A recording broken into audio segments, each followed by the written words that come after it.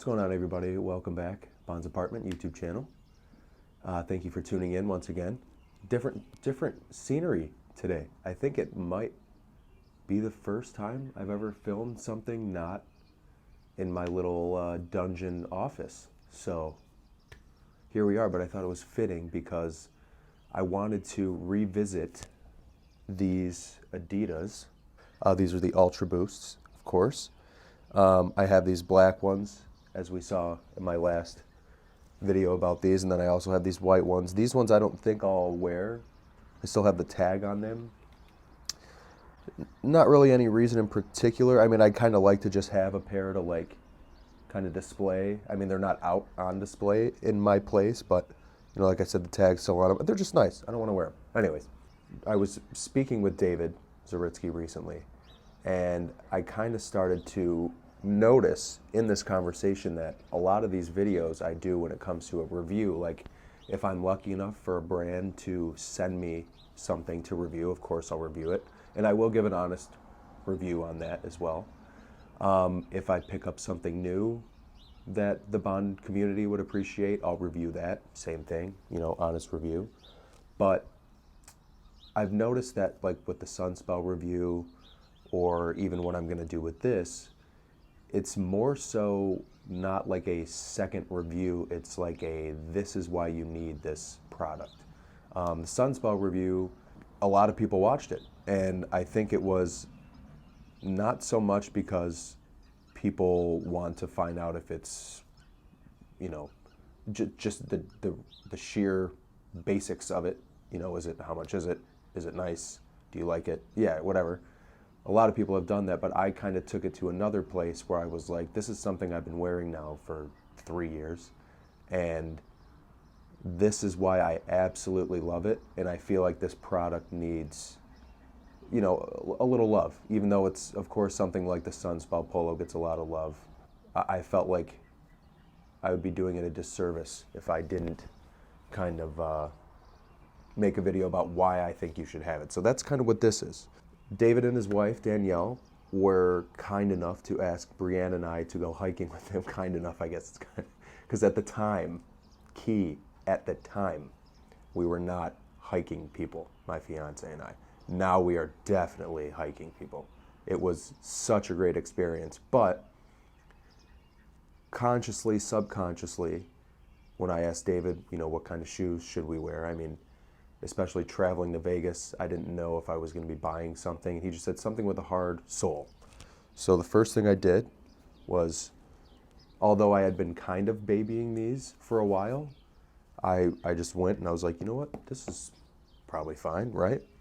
So then, of course, I was like, well, now this will turn into a full-on, like, let's revisit this shoe and see how it holds up and something like that. So throughout this, I'll kind of explain the process. I'll put up pictures.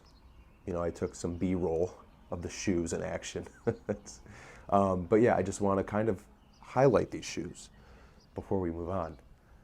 My Bond's Apartment mug because I love myself.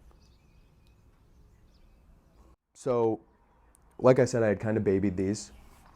You know, the reason I chose to wear these ones and not the white ones, and I think I do like these better aesthetically. You know, it's got the 007 on the back. I don't believe these do, if I'm correct. Yeah, these do not. Each has their own little Bond thing, but, you know, 007 on the lace, as we all know, 007 on the back here. Secret pouch that's in this spot. But with them being all black, I kind of figured, you know, these are the shoes to wear if anything's going to go wrong with them. Most people probably couldn't tell. So when we took these hiking, you know, we went on a 6-mile hike. It was close to 3 hours in the desert, and like literally scaling the red rocks. And there was points in time where I was trying to like hang from things and everybody was like, stop. But aside from that, like this was like a legitimate hike. I won't say as far as elevation it was anything crazy, but there were, you know, various opportunities for these to get severely damaged. And these came out completely unscathed, literally covered in dust, and that's it. And after that, I was like, I have to make a video on these because, yes, these Ultra Boosts can be expensive, upwards of $150. But it's like, I don't really go to the gym. You know, my fiance and I, we go for walks every day, a couple miles, 2.5 miles, maybe 3 miles sometimes. That's when these get worn. I mean, I'll wear them out every now and then, like to the store or whatever. But to be able to test these in that way, I think it's honestly a better test than the gym or a run. Like, this is a hike in the desert, and they were flawless. No discomfort, period, at any point in time.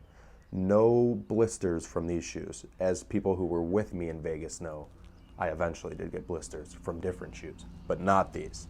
These were not the culprit of that. Another thing I noticed, you know, of course it is the desert, but we did get out there early, so it was relatively cool, but of course it's still warm. Feet were completely cool the entire time. You know, with this like kind of vented, knitted material, not only did it help air get through, but then of course this is the part where you would think would get the most damage on a hike in the desert. And literally not a scratch, not a tear in this material whatsoever. And then of course, we've touched on this in the last review, but these rubber soles are made by Continental, who make tires. So the technology in it is obviously there, and it was proven. It was proven literally a 6-mile, 3-hour long hike in the desert. These came out completely unscathed. Not to mention all of this kind of rubber on the side, nothing. All the places where you would think would get the most wear, of course, the soles. I mean, it looks like there's not a single use in these shoes. And I have been wearing them for over a year now. And then in different rain, whatever, they've gone out in the snow. Now they've gone out in the desert in a hike. Nothing, no issues. Even like the laces, not a tear, not a pull on any material. This whole knitted material goes all the way up the tongue of the shoe. Same thing throughout. Like I can save you the time and just flat out tell you, you need to own these shoes. You absolutely do. They're the most versatile shoes that I've ever owned. And not to kind of like start digging on brands, but I've always kind of gravitated more to the Nike realm of things. And I'll order Nikes that are exact size. The size tends to fluctuate between type of shoe. I'll literally go to the store and have them fitted, you know, be like, okay, this is the exact size, let's go. Same issue. Pain, like I usually tend to get pain when I'm walking down the side here, like of the base of my foot, like that bone, kind of like down by the pinky toe into like heading towards the heel. Nothing with these. I'm telling you, I can't speak any more highly of these shoes. Not to mention, they're very easy to get still, from what I understand. You can still go to adidas.com and buy these Bond versions. This one, that one, and I think there's 1 or 2 other ones. I think there's 2 other ones, 4 in total. And, you know, that's the thing. It's like, I know Bond stuff can be expensive sometimes. This, in the scheme of things, is on the much lower end of sartorial Bond pieces. And I get it's not from the film, but it's a shoe that you can wear every day. And it's got Bond nods to it. And I think it's completely worth the investment. That's it. That's all I wanted to do. Short one. So, once again, thank you guys for watching. This has been Luke, Bond's Apartment. Catch you guys on the next one. Thank you.